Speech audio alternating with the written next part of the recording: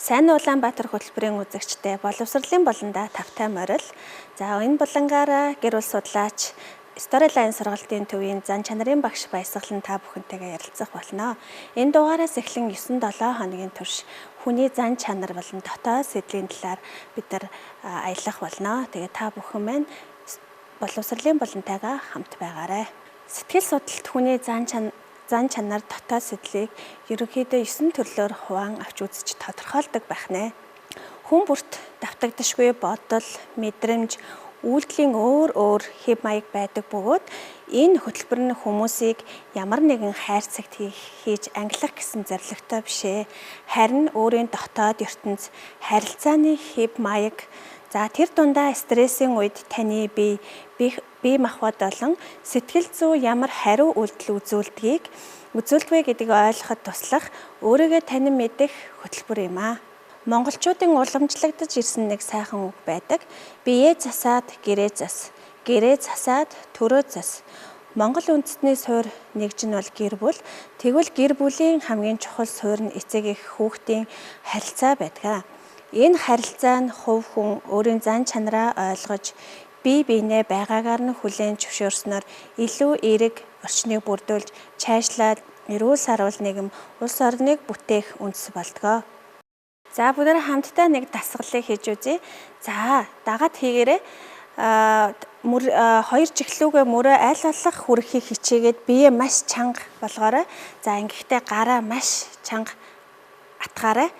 За бүгдээ намайг дагаад хийгээрэй. За атгасан чигээрээ 5 тоолоод хэдүүлээ бие сулнаа. 5 4 3 2 1 тэг. За амьсгал аваад зөөлөн гаргаарай. За тэгвэл энэ биений чангарсан байдлыг бид суллах үед танд ямар мэдрэмж төрж байна вэ?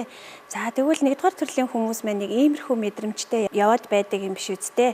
За тэгвэл бид хамтдаа 1-р төрлийн давуу тал болон сэтгэл санаа сайхан байх үедээ гаргадаг зан. За сул тал буюу сэтгэл санаа таагүй байх үедээ гаргадаг эдгээр зангуудын талаар бүгдөө хамтдаа одоо суралцгаая. Тиймээс өнөөдөр бид дэлхийг илүү зөв, зэгцтэй болгодог 1-р төрлийн талаар хамтдаа ярилцах болно. 1-р төрлийн хүн нь шинжлэл хийн алхдаг, төгс байдлыг чухалчилдаг хүн байх нэ. За 1-р төрлийн хүн сэтгэл санаа илүү таатай, тухтай байх үедээ ёс зүйтэй, итгэл даахуйц, бүтээлч, ухаалаг, хүсэл тэмүүлэлтэй, зөв шударга, үнэнч, эмх журамтай өөрийгөө сайн тасгалжуулдаг байх нэ. Харин сэтгэл санаа таагүй, тухгүй байх үедээ ямар зан чанар гаргадаг вэ гэвэл дүгнэлт гаргах гэдэг, уян хатан чанаргүй, дур зоргоороо, улиг бодолтой хит автдаг, шүүмжлэлтэй ханддаг, хэтрүүлчих гээд байдаг, хорь цагдах гээд байдаг, сэтгэл зовж байдаг, заримдаа атаархдаг төрөл байх нэ.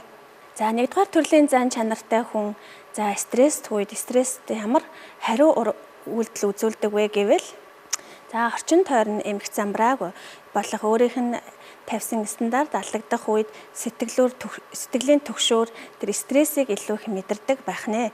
За бүх зүйлийг төгсөх гэж хичээсээр байгаад одоо бие сэтгэл болон бие махбодын хувьд ядрал туйлдалд хүрдэг байх нэ.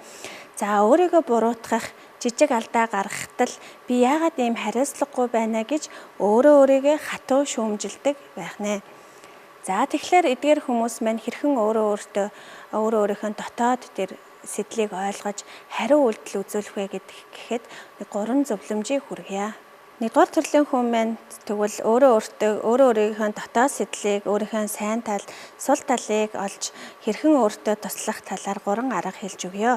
Амрах, биеийн тэр их хурцтмал байдлыг суллаж, гүнзгий амьсгаа аваад хаяач болох нэ зүгээр л амрах эрх чөлөөг өөртөө олгоорой. За мэдрэмжийн хувьд уур бухимдал төгшөөрэй. Дотроо дарах биш, зөөлнөр илэрхийлж сураарай. За төгс биш, хангалттай сайн байна гэдгийг мөн алдаа болон өсөлтийн нэг хэсэг гэдгийг багаар хүлээн зөвшөөрч сураарай. За дэлхийг илүү зэгцтэй, журамтай болгодог нэгдүгээр төрлийн хүмүүстээ баярлалаа. За тэгээд бүх зүйл төгс байх албагүй зөвхөн өөртөө бас амрах, алдах эрхийг олгож сураарай гэж зөвлөмөр байна. За тэгвэл дараагийн дугаараар бид өөрийнхөө ажлыг хойш нь тавиад бусдын төлөө сэтгэл гарган бусдын төлөө өөрийгөө зориулж байдаг тэр дулаан сайхан сэтгэлтэй 2 дугаар дугаар буюу бусдад гар сунган тусалдаг 2 дугаар дугаарын талаар суралцах болно. Дараагийн дугаараар дахин уулзъя. Түр баяртай.